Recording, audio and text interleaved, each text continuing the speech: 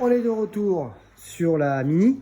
Donc là, on vient de dégarnir. On a déjà fini les amortisseurs. Là, je viens de dégarnir le passage de roue pour faire les plaquettes.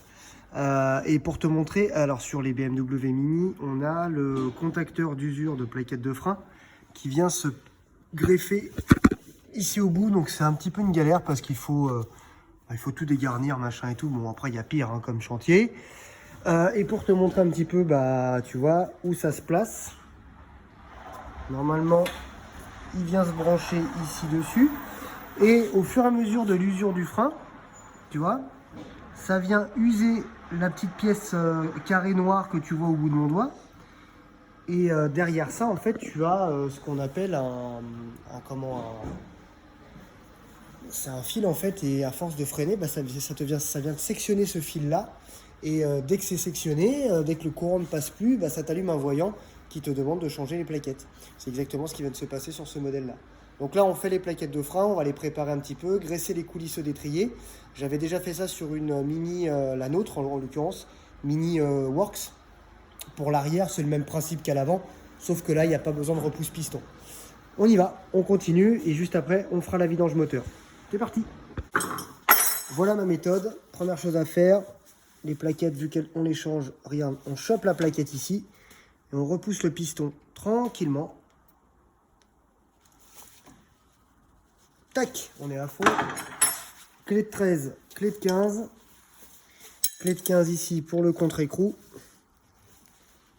J'arrive à le passer. Oh putain. Voilà. Et la clé de 13 ici. Tac, j'ai déjà fait l'autre côté. L'autre côté, on a changé le contacteur d'usure.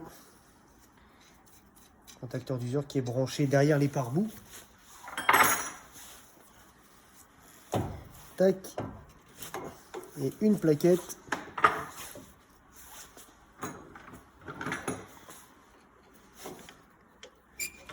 Et la deuxième juste ici. Alors je vais te montrer les plaquettes usagées. Et voilà à quoi ressemble une plaquette neuve. Il y a quand même une sacrée différence. Hein. T'as vu ça? Là maintenant ce que je vais faire, un truc que pas grand monde ne fait. Je dépose l'étrier comme ceci, je vais le poser juste là. Je vais graisser les coulisseaux. Je l'ai fait de l'autre côté, tu vois cette graisse là. Ça c'est dégueulasse. Ça c'est... Hop. Nettoyage direct.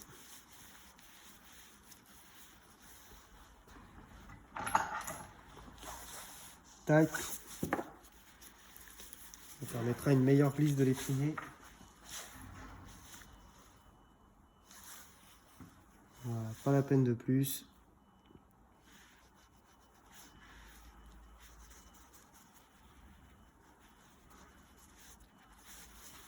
Et tu le réenquilles.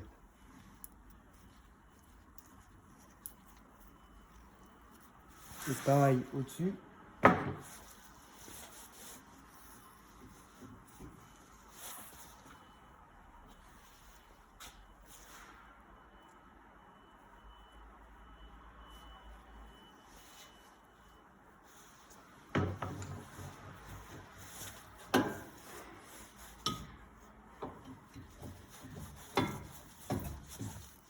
Tac. Les plaquettes, je les ai déjà préparées. On va juste passer un bon coup.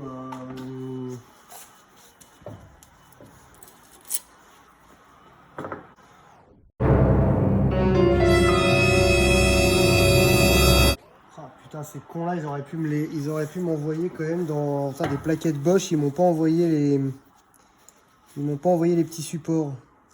Bon c'est pas trop grave, ils ont pas l'air d'être en trop mauvais état. Ce que je vais faire, je vais les nettoyer.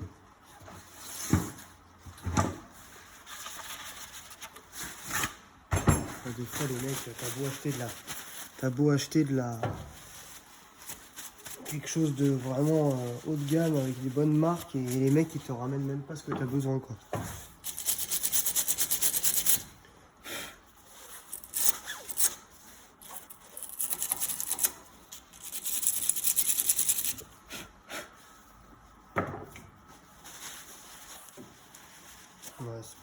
Ça va, c'était pas non plus trop sale. Sur les plaquettes neuves, attention. Tu as 2 tétons larges et 2 tétons proches. Alors, je te laisse deviner, mais je suppose, et j'ai même raison, le piston, il va sur celle-là et pas sur celle-là. Donc celle-là, elle va du côté extérieur et celle-là du côté intérieur de la bagnole. Donc celle-là,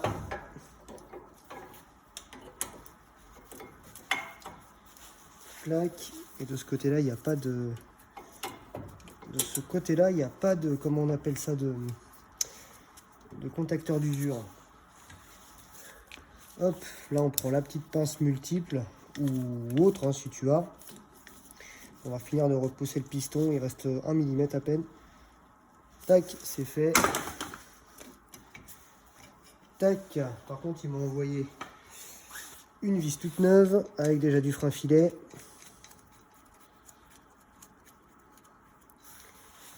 Tac, tac, tac.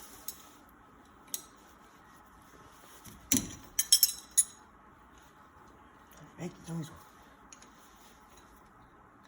alors moi je bloque. Tac. Et après je fais une petite technique. Hop là, attention.